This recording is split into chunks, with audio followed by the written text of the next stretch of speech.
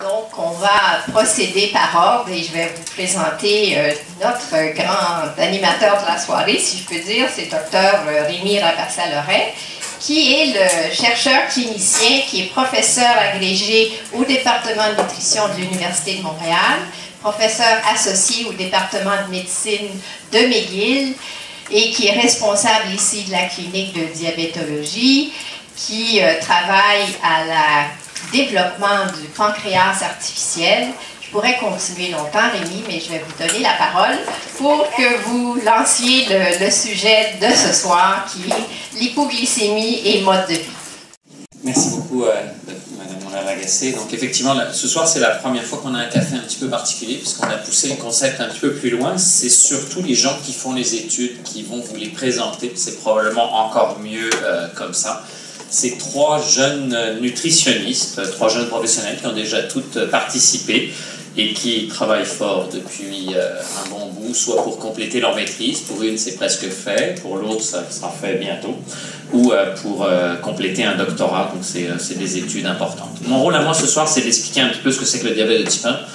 Vu le nombre de visages que je connais dans cette pièce, il y en a un certain nombre qui n'ont pas besoin de se faire expliquer ce que c'est que le diabète de type 1, mais on présume qu'il y a des gens non diabétiques qui sont venus ce soir, et donc j'ai décidé de présenter ça. Donc, essentiellement, qu'est-ce que ça pourrait être le diabète de type 1? À chaque fois qu'on mange, on ingère des aliments, et un de nos principaux nutriments, ce sont les glucides, les sucres. On est en gros comme des voitures hybrides. On peut fonctionner en termes de nutriments soit avec le sucre, soit avec le gras, mais clairement le sucre est le nutriment le plus important. Donc ce nutriment chemine, et au niveau du petit intestin grêle, il va être chimiquement achemenu, absorbé et passer sous sa forme la plus simple, le glucose, dans la circulation sanguine. Dès que le glucose s'élève dans la circulation sanguine, un des organes qui permet de voir le sucre juste à côté de l'absorption, c'est le pancréas. Et le pancréas a de multiples fonctions. Par exemple, il va libérer dans le tube digestif des enzymes qui vont aider à la digestion du gras et des protéines, mais il va libérer dans la circulation sanguine plusieurs hormones. La plus importante, c'est l'insuline. Et on peut voir l'insuline exactement comme une clé qui va permettre au sucre de rentrer dans les tissus. Donc si on progresse un petit peu plus loin, on a là le vaisseau sanguin, on a les petites clés, et le sucre arrive dans les tissus où c'est littéralement le carburant qui va permettre aux tissus de fonctionner. Le cas le plus caricatural, c'est le muscle, et la clé permet au sucre de rentrer dans les tissus. Qu'est-ce que c'est le diabète de type 1? C'est l'arrêt de production de clés par l'organisme. Plus de clés, à ce moment-là, le sucre ne peut plus rentrer dans les tissus, il va monter dans le sang, il va d'autant plus monter qu'un organe va se mettre à en produire en quantité astronomique, pensant qu'en produisant plus, ça va rentrer, c'est le foie, et donc le sucre va monter d'une façon importante. Et le diagnostic de diabète de type 1, la semaine dernière, j'étais de garde juste de l'autre côté de la rue et je couvrais l'urgence. Si quelqu'un arrive à l'urgence et arrive en nous disant « j'ai extrêmement soif, j'urine sans arrêt, je maigris », je me sens anormalement fatigué. Souvent le diagnostic, il y a d'autres diagnostics pour ça, mais le diagnostic le plus fréquent, je dirais plus de 9 fois sur 10, c'est l'existence d'un diabète. Le diabète de type 1, il est différent du diabète de type 2, qui est le plus fréquent. D'abord parce qu'effectivement, tous les 10 diabétiques, il y en a à peu près 9 qui sont diabétiques de type 2 et 1 qui est diabétique de type 1. Et dans le diabète de type 2, ça n'est pas un arrêt complet de la production des clés, c'est des clés qui sont moins bien produites d'une façon moins synchrone avec la montée de la glycémie, mais c'est aussi des serrures qui fonctionnent moins bien, alors que le diabète de type 1, il n'y a plus de clés. Sans clés, si on n'a pas de clés, on ne vit pas longtemps. Et pour avoir une photo historique, si vous voulez commémorer les 90 ans de l'utilisation de l'insuline, vous pouvez soit aller chercher les nouveaux billets de 100 $ en polymère, qui, si mes souvenirs sont bons, ont été présentés ici pour la première fois au public, exactement là où je me trouve, mais on n'a pas tous les moyens d'aller chercher les billets de 100 $ au distributeur pour ça. Et vous avez ici la photo du premier enfant traité par l'insuline. L'insuline découvert un peu comme souvent certaines des grandes avancées, peut-être en tout cas dans le passé, je ne suis pas sûr maintenant, un peu par hasard, par des chirurgiens qui travaillaient sur autre chose. Et il y a exactement un peu plus de 90 ans maintenant, on a découvert l'insuline. Et ici, vous avez la photo du premier enfant début décembre versus fin février du premier enfant traité à l'insuline. Sans l'insuline, et on a tendance à oublier ça. Il y a 90 ans, le diabète de type 1 était une maladie mortelle. Donc on a encore d'immenses progrès à faire, et notre nouvelle frontière, celle qu'on veut vraiment régler là maintenant, dans les prochaines années, c'est l'hypoglycémie. S'il n'y avait pas de risque d'hypoglycémie, le diabète de type 1 serait assez facile à traiter, ou en tout cas beaucoup plus facile. C'est donc un progrès majeur qu'on a fait, bien entendu, dans ce siècle. On s'est rendu compte qu'il y avait d'autres problèmes, et entre autres, on s'est rendu compte que si on n'équilibrait pas bien la glycémie, on avait tendance à avoir des complications au niveau des yeux, des reins, des nerfs. Et dans 2 diapositives, je vais vous montrer l'étude qui a tout changé quand j'étais un jeune résident le siècle dernier. Comment on peut traiter le diabète? Eh bien, le diabète, c'est vraiment des injections d'insuline, la façon la plus traditionnelle et qui représente à peu près les 2/3 des patients diabétiques au Québec. Ce sont ces crayons à insuline. Peut-être pour ceux d'entre vous qui ne sont pas diabétiques, vous avez croyé quelqu'un, vous avez pris ça pour un crayon, un feutre, ça ressemble vraiment à ça. Les aiguilles sont tellement petites, c'est un maringouin est peut-être plus agressif qu'une injection d'insuline.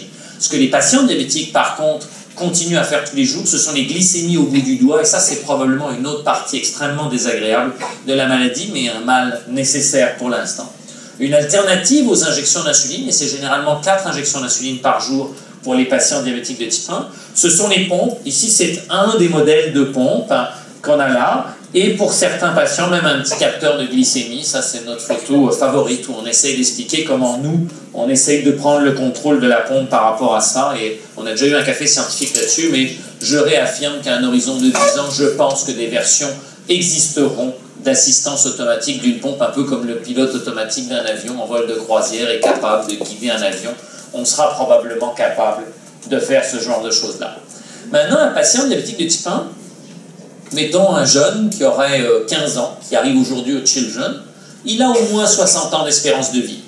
4 injections d'insuline par jour, plus 4 glycémies capillaires par jour, sur 60 ans, ça fait 175 000 fois où il va s'être piqué. Donc, oui, c'est faisable, oui, c'est une maladie qu'on contrôle bien, oui, on sait prévenir les complications, mais il reste encore beaucoup de choses. Et en moyenne, un patient diabétique de type 1 va faire à peu près 3 hypoglycémies modérées, ressenties. Il ne se sent pas bien, il est un petit peu faible, il vérifie sa glycémie, il doit prendre des glucides. C'est pas toujours facile quand on est, par exemple, à un café scientifique, de gérer tout ça. Et un patient diabétique de type 1, en moyenne, va faire un peu moins d'une hypoglycémie sévère par année. Une hypoglycémie sévère, c'est vraiment le besoin d'une tierce personne. Ma chérie, va me chercher vraiment le verre de jus d'orange, je me sens suffisamment pas bien pour pas me déplacer jusqu'au réfrigérateur. Et dans des cas beaucoup plus traumatisants pour les patients, perte de connaissance. Donc oui, c'est une maladie où on a réglé beaucoup de choses, mais oui, ça reste une maladie où on peut faire. On peut être très performant quand on est diabétique de type 1. Il y en a même des gens dans la pièce ici que je connais très bien, qui mènent des très belles carrières et tout, mais on a clairement un obstacle supplémentaire tous les jours. L'étude qui a tout changé, c'est celle-là.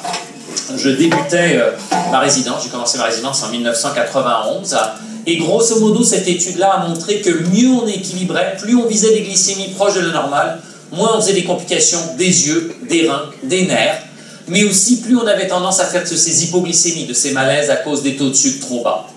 Et donc, on a considéré que le meilleur ratio, c'était 7%, parce que 7%, c'est la quantité de sucre fixée sur les globules rouges. On était vraiment capable à 7% de n'avoir quasiment aucune complication au prix de plus d'hypoglycémie. Et franchement, depuis 1993, toutes les avancées thérapeutiques ont permis d'atteindre ce 7% avec moins d'hypoglycémie. Et c'est vraiment une demande importante des patients.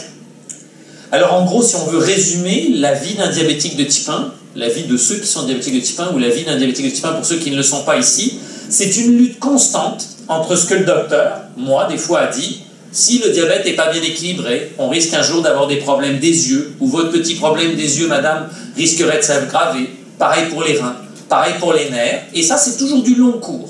Versus une lutte absolument quotidienne qui est l'hypoglycémie, qui peut créer un malaise. Est-ce que je pourrais être mal à l'aise vis-à-vis de mon patron, avoir un malaise au volant et perdre ma licence? Et ça va sur ce genre de choses-là, et le patient est sans arrêt pris entre ces deux extrêmes, sachant que certains naviguent plus entre les deux extrêmes que d'autres. Et pour ça, il vit cette espèce... On parle sans arrêt maintenant en recherche de biomarqueurs. Ben, en voilà un qui est une vedette énorme. Une prise de sang, 48 heures, on a le résultat. La transmission du résultat est souvent plus longue que le dosage. et c'est vraiment de viser moins de 7% de sucre fixé sur les globules rouges, et ça nous donne la moyenne du taux de sucre des 3 derniers mois. C'est vraiment le chiffre que les patients attendent ici à la clinique. D'ailleurs, dans ma clinique, l'infirmière donne le chiffre aux patients parce que généralement, c'est l'essentiel des choses qu'ils veulent.